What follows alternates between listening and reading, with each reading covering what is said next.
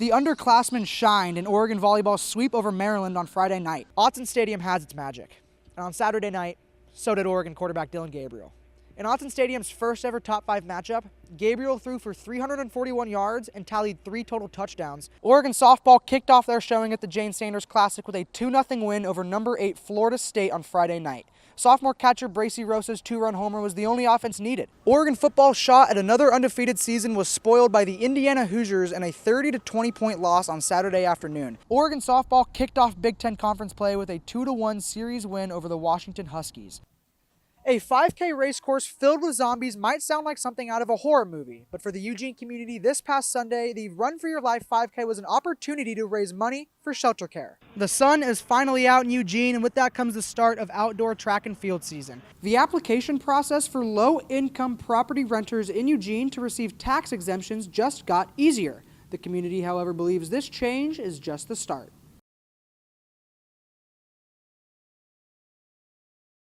Autzen Stadium has its magic. And on Saturday night, so did Oregon quarterback Dillon Gabriel. In Autzen Stadium's first ever top 5 matchup, Gabriel threw for 341 yards and tallied 3 total touchdowns, leading the Ducks to a 32-31 win over Ohio State. After the game, head coach Dan Lanning spoke on Gabriel's experience. This guy's been a part of, some games that are really, really big moments. And, even though that stadium is packed, you feel like Dillon was out there operating with an empty place. An empty stadium, like this was Tuesday, like this was another practice, and just executing at a high level, being able to say the next play is the most important play. And he did that consistently tonight, focusing on what's next and how can he accomplish it. Dillon Gabriel is no stranger to the spotlight. Now in his 6th year of college football, he knows how to put on a show when the lights are brightest. After the game, he shared his thoughts. I think naturally you're put in situations, never the same, but pretty similar. And you just use your knowledge from past experiences to your advantage. I've been in many games where it came down to a drive or two, and times you need points in the red area, and things don't change in that end. It just magnifies in big games of 3rd down, 4th down. I try to use my knowledge as best as I can with this team and our guys, but we all help each other because they played a bunch of ball as well. Next up on the schedule for the Ducks is a Friday night matchup with the Purdue Boilermakers next weekend. From Autzen Stadium, with Duck TV Sports, I'm Max Ragel.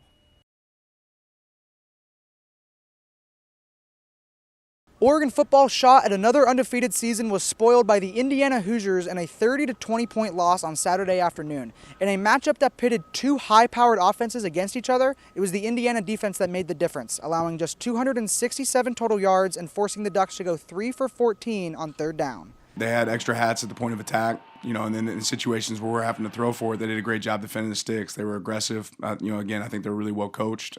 They won the 50-50 balls. Some of those are really close as far as connection and how tight they are in coverage, but they did a good job being tight in coverage. And we were trying to take the top off a couple times. They did a good job of being on top when we had those moments. After a strong rushing attack against Penn State, Oregon was held to just 81 yards on the ground against Indiana. Yeah, they did a lot of great schemes on defense. They had a great plan, and since we played them now, and it's going to be something that other defenses are going to try to do against us because they know that can be our weakness. So just got to attack it, get protection right, get the ball placement right, and we'll be good from there. With the one loss to a top 10 opponent, a shot at the college football playoff is still in play for the Ducks. Oregon now looks to flush this game and prepare for a cross-country trip to Rutgers next Saturday. From Autzen Stadium with Duck TV Sports, I'm Max Ragel. Oregon softball kicked off Big Ten Conference play with a 2-1 series win over the Washington Huskies. Sophomore 3rd baseman Katie Flannery recorded 8 total RBIs and 3 home runs, including her first collegiate multi-homer game. It just feels good, you want to stay hot when you're doing well, but just being able to produce for my team is what's important for me. Katie Flannery appeared in 39 games last season and racked up 11 RBI with 4 home runs. So far this season, she leads the Ducks in RBI and has 7 total homers. Focusing on the process, not just taking this year and last year and then going on from there, I'm building off last year, and then the summer, the winter, going home, going to work, it doesn't stop. The Ducks will play one non-conference game against Seattle University on Monday before returning home to continue conference play next weekend. From Husky Softball Stadium with Duck TV Sports, I'm Max Ragel.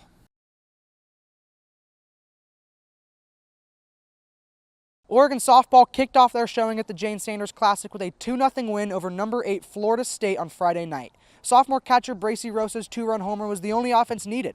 Mixed with a stellar defensive performance behind the plate, she has been the lift this team needs. Bracy killed it, obviously on offense as well. Bracy works really, really hard, and she just has a lot of passion for the game, a lot of passion for the people that she's around as well. I love having her as a teammate, so she made me look way too pretty tonight, so I have a lot of thanks to her. My teammates were one of my biggest supporters, my coaches. Instead of thinking about myself, I kind of think about the team and just putting them first, just doing my job on the field and making sure that I'm playing at my 100% is probably like my mentality throughout this week. After filling in for catcher Emma Cox, who went down with an injury last weekend, Bracy Rosa has stepped into the spotlight, and head coach Melissa Lombardi cannot wait for everyone to see it. Bracy is excellent. That's one thing that I think you all can see is that our catchers are really, really good. And Bracy, thought she did a great job of turning iffy pitches into strikes. I love how she just went about her business back there, and then just to get an opportunity to hit a ball hard. She's got the power, she's got a great arm, she receives really well. So I'm excited for you all to get to see her because she's very good at what she does. Rosa and the Ducks will see Florida State one more time on Sunday before wrapping up the Jane Sanders Classic on Monday. Reporting from Jane Sanders Stadium with Duck TV Sports, I'm Max Ragel. Watching an athlete reach a career milestone is always special. Now watching two athletes reach the same milestone on the same night, even better. On Saturday evening, Oregon softball starting pitchers Lindsey Grine and Elise Sokolsky both eclipsed 300 career strikeouts. Combined, they pitched back-to-back shutouts against San Diego and Loyola Chicago. I want to say it's really cool that it happened. If I'm being honest, I didn't know it was coming up. So it was just really cool to be able to celebrate with the team, especially with the third out of the inning. So I've got to come in there like, Elise, guess what? I'm like, oh, okay, cool, awesome. Elise Sokolsky spoke on how connected this pitching staff is. We're pretty much like a family within another family, right?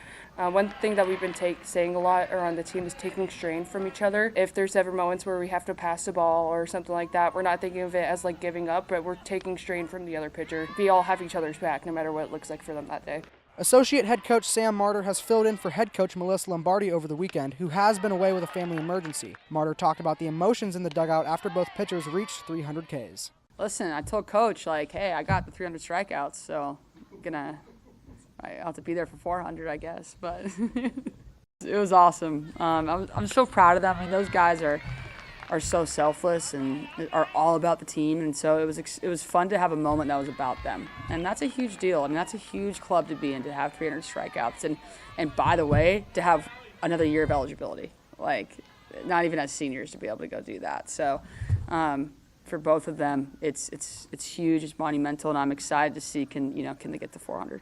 The Ducks will see Loyola Chicago for a one-game stand on Sunday to wrap up the 2025 Oregon Classic. Reporting from Jane Sanders Stadium with Duck TV Sports, I'm Max Ragel. The sun is finally out in Eugene, and with that comes the start of outdoor track and field season. Hayward Field played host to the Oregon Open this past Friday, where it wasn't just Division I athletes in the spotlight.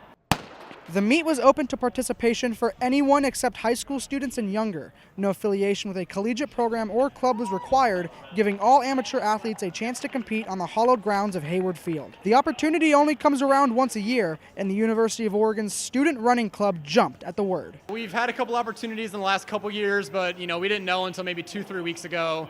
Our coach Tom Heinonen, former women's coach here at UO, he likes to keep us in the loop with different schedules, and 2-3 weeks ago he gave us the nod, which was super exciting to hear. It's a special opportunity for club members and everyone at University of Oregon here to be a part of something bigger than yourself, and you really get to showcase all your hard work on club at the best place on earth, Hayward Field. With Duck TV Sports, I'm Max Ragel. All right, who's been vegan for like more than a year? 17 years. Y'all was vegan, y'all been eating, wasn't even nothing to eat back then. On Thursday, November 20th, the Drop Bear Brewery in South Eugene played host to a plant-based comedy show put on as a fundraiser by the Blue Barn Farm and Sanctuary. Admission to the show was $30, and the headline comic was Stephen Marcus Relaford. It's easy being vegan. A Los Angeles-based comedian who has made a unique form of stand-up by combining his love for comedy with his passion for vegan eating. Vegans can be funny. We're not always just trying to preaching down on people about what they eat. and we have a sense of humor in a way that's, that's different. Profits from the show went to Blue Barn Farm and Sanctuary, which is a non-profit organization in Cresswell that gives a forever home to formerly abused farm animals. As a vegan herself, founder Melissa Patricelli has made her sanctuary unique, using the animals to teach children practices of kindness. Kids are born with so much compassion already in their hearts. I really felt strongly about not only encouraging empathy in young people and teaching them that we can be kind not only to animals, but as a result, we can be kind to other human beings, even if they're different. More information about upcoming events and volunteer opportunities can be found on the Blue Barn Farm and Sanctuary website. With Oregon News, I'm Max Ragel.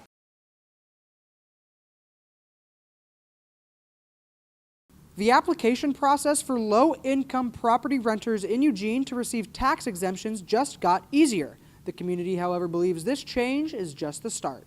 Self-actualization of the priorities of the people of Eugene. That's us, right?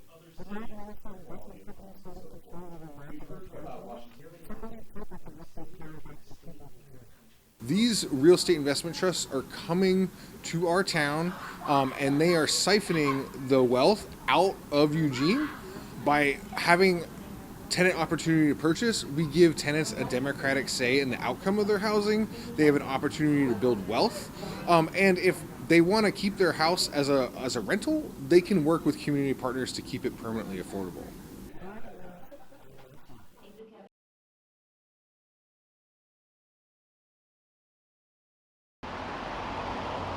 The Lavender Network is a collaboration between 5 different LGBTQ-focused nonprofits. It is Transponder, HIV Alliance, Eugene Pride, Queer Eugene, and Authentic Movement Project. After moving from the original location on Maxwell Road, the Lavender Network now sits on the corner of Willamette Street and 16th Avenue.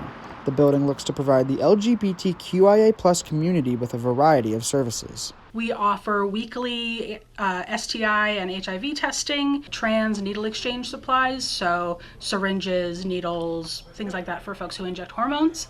Queer Eugene has their clothing closet that's open during all of our drop-in hours for free clothing, and Eugene Pride primarily hosts their Pride planning meetings here, and then hopefully in the future they'll be able to host more than just their once-a-year Big Pride Festival. We brought all these services together to try to streamline the process of gender-affirming care for folks. Our clinic focuses on the queer and especially trans community.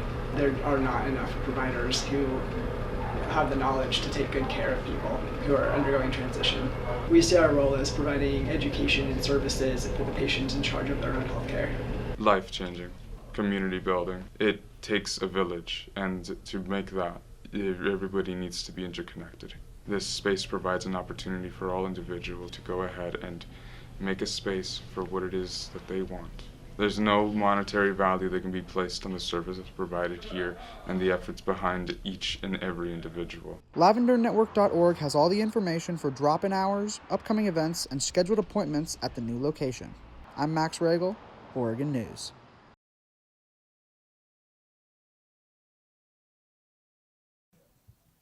A 5K race course filled with zombies might sound like something out of a horror movie, but for the Eugene community this past Sunday, the Run for Your Life 5K was an opportunity to raise money for shelter care. There we go, Run for Your Life! We provide housing, shelter, and mental health services to folks who've been chronically homeless with a diagnosed mental illness. We value community-centric fundraising a lot, so we wanted to put on an event that was really accessible to anyone who wanted to support our mission. So, it's a low-cost, family-friendly community event that really anyone could come out to, and that was really our goal when we started this 5K, and now we're on year number 5, so the community has really loved this event. We are growing, so we were hoping to grow 15% this year for this event. I think as we get the word out, more and more people. And it's a great family event for folks to come to. You know what? I've watched a lot of movies to prepare for this, so I feel like I've got the preparation I need. I'm excited to see all the zombies, how the course runs out, and just like the happiness that everyone's going to have when some zombie jumps out at them, just the fun. Yeah. From Alton Baker Park, I'm Max Ragel, Duck TV. For decades, a hallmark of Oregon football has been their uniforms. This is no secret. We see it every weekend this team takes the field. But last Friday at Autzen Stadium, they meant a whole lot more. The Ducks played in their Stomp Out Cancer uniforms, ones that delivered the message of bringing awareness to cancer research. During a break and play on Friday night, 3 cancer survivors took to the field to ring the bell, symbolizing the end of their cancer treatment. After the game, head coach Dan Lanning spoke on the moment. This game was definitely special for a lot of people, anybody that's been affected by cancer. You know, I couldn't help but notice the people ringing the bell out there on the field, and I remember that moment, what it felt like. So it was certainly special for our family, certainly special for a lot of people out there tonight. These jerseys hold a much deeper meaning to the Lanning family. Coach Lanning's wife, Sophia, completed her cancer treatment in 2017. And after Dan took the job at Oregon 2 years ago, the project of having Sophia and her 3 sons design these uniforms was underway. Details such as the bell, the cancer cross, the ice cream cone, and many others were all created by the Lanning family. And the debut of these uniforms was something Oregon fans will never forget. In the words of the Lanning family, a world without cancer is like ice cream on a summer day. With Duck TV Sports, I'm Max Ragel.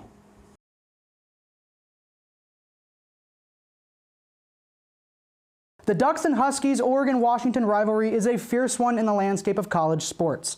On Tuesday, January 21st, the Cascade Clash took place at Matthew Knight Arena. Both men's basketball teams met for their first matchup of this season. Sparks fly every time we see these two schools meet, so let's see how it went. The Ducks are 15-3 on the year, and the Huskies are 10-8. The Ducks 4-3 in Big Ten play, the Huskies 1-6 in Big Ten play. And 15 seconds into this game, Jackson Shellstad, he gets us started off. Not a typical night that we've been used to seeing from Shellstad lately, just 11 points on 4 of 10 shooting from the field. And the Huskies, they responded with a 10-0 run of their own just a couple minutes after that bucket. Wilhelm Breidenbach gets the bucket right there. He had 9 points on the night. And with the Ducks down by 3 with 14 minutes left to play in the first half, TJ Bamba gets the steal and Euro steps between 2 defenders for the tough layup. Him and Brandon Angel combined for 36 points on the night. And right here, with the Ducks down by 7, 9 minutes left to play in the first half, Bamba hits Angel in the corner for the 3. But the Huskies, they maintained the lead for the majority of this first half. With 4 minutes left to play, Zoom Diallo hits Tyler Harris for the backdoor cut and slam. But the Ducks rallied to take a 2-point lead into the break in what was a very tightly contested first half. But the Huskies, they came out hot out of the gate to start the second half. Zoom Diallo, the 5-star freshman, gets the tough bucket to fall right there. The combo of him and Great Ozabor combined for 38 points to lead the way for the Huskies. And the Huskies found themselves up by 1 point with just 10 minutes left to play. But it was Supreme Cook off the bench for the Ducks who made all the difference. The fifth-year Georgetown transfer finished with 13 points. He helped the Ducks bench outscore the Huskies bench 26-9. And the Ducks, they rallied off a 20-9 run in the final 6 minutes of this game. They went on to win this game by 9 points as Shellstad puts the final nail in the coffin right there. 82-71, then the Ducks, they moved to 16-3 on the season. A home win over a bitter rival is always sweet, no matter how you do it. But the way the Ducks did it in this game deserves some attention. Coming into this one, the point guard center duo of Jackson Shellstad and Nate Biddle were averaging 26 points per game combined. Against the Huskies, 18 combined points. After the game, Brandon Angel and Dana Altman talked about the depth of this lineup. It's next man up. If someone's not playing well, I haven't been playing well, you trust your teammate to step in and fill that void. And trust is a big thing. Connectedness is something we talk about. But to get to your question, it's about depth, and depth is one of our greatest strengths. So on a night like this, Nate, Jackson didn't have their A game compared to what they've had, but we try to pick them up, and they've been carrying us through that road trip in the Midwest and the last couple of games, and they've been playing out of their minds. So when they got it going, we're going to look to find them, and then how you see tonight, like they look to find us. Well, we just played 8 guys tonight. All 8 of them, gave us significant minutes. We could have gone deeper, but I felt comfortable with the 8 that we were playing. And it's going to vary from game to game. Raheem was ready to go tonight, and so we could have went deeper, but I just felt like those 8 were giving us what we needed. The Ducks look ahead to a 2-game road trip against Minnesota and UCLA with just 12 games left to play in the regular season. With Duck TV Sports, I'm Max Ragel.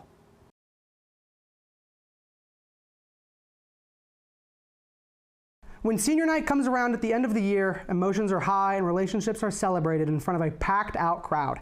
And in the case of Oregon women's basketball, a 77 to 58 point win over Rutgers to cap off the home slate. The Ducks finished with a 15-3 home record, good for their best since the 2019-2020 season. Head coach Kelly Graves started all 5 available seniors against the Scarlet Knights. This is how they did. Alexis Whitfield and Nani Falatea got the start on senior night as they led the Ducks through the first half, combined for 8 points and 7 rebounds. This was Falatea's 8th start of the year and Whitfield's 9th start of the year. But the headline in this one was Filipina Che. 20 points, 25 rebounds. Those 25 boards are good for her new career high and tied for the 3rd most in UO single game history, as Filipina Che absolutely dominated on her senior night. And Deja Kelly, she put up 19 points, shot 6 for 12 from the field, 6 of 9 from the free throw line. The Ducks had just an 8-point lead at the half, but Deja Kelly put up 12 of her 19 points in the second half to help lead the Ducks. And that backcourt duo of her and Peyton Scott combined to put up 27 points in the second half. Peyton Scott had 0 points at halftime, 15 points, all 15 of them coming in the second half, as Peyton Scott and Deja Kelly helped the Ducks cruise to a 77 to 58 point win on senior night. After the game, they hold a ceremony to help honor the seniors on the roster, as Sali Matu Kuruma did not play this season with an injury but was honored on senior night. That's great to see. Alexis Whitfield, the UC Santa Barbara forward transfer, has been a key part of the front court all year and will continue to be. Nani Falatea has stepped up when her number's been called, a much-needed shooting boost for the Ducks this year. And Deja Kelly, the point guard transfer from North Carolina, led the Tar Heels to 4 straight NCAA tournament appearances and looks to get 1 more with the Ducks this year. And Peyton Scott, a Cinderella run for her this year, missed last season with a knee injury and has been a pivotal part of the backcourt this season. And last but not least, Filipina Che, number 6 on the all-time Oregon rebounding list, has been the rock in the middle. Emotions aside, this was a big win for the Ducks. Oregon looks to punch their ticket to the NCAA tournament with a possible at-large bid or a guaranteed spot with a championship in the Big Ten tournament. They have 1 more regular season bout in Seattle with the Huskies before their Big Ten tournament run starts on March 5th. With Duck TV Sports, I'm Max Ragel.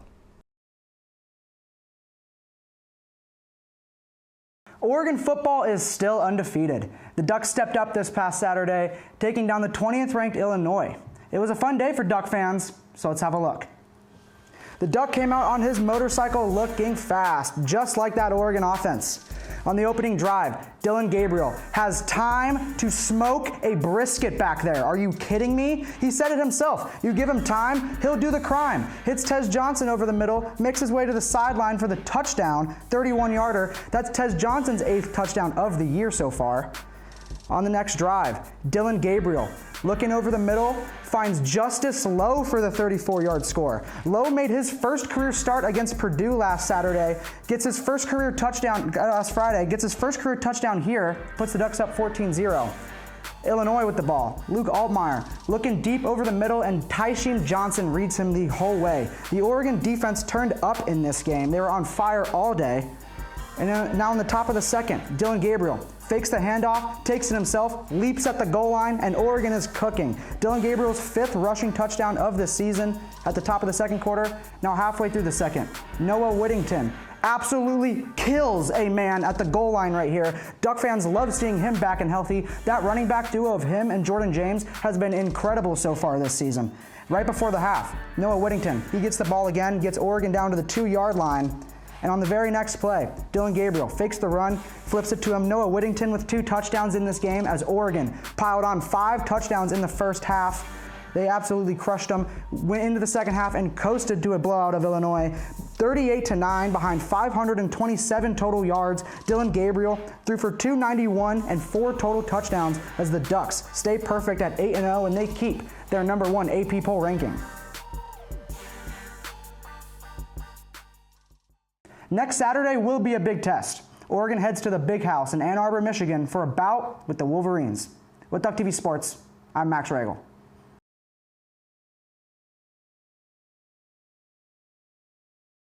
To say that Oregon softball is on an absolute heater right now would be an understatement. Through the first 3 weeks of the season, the Ducks sit atop the Big Ten at 20-1.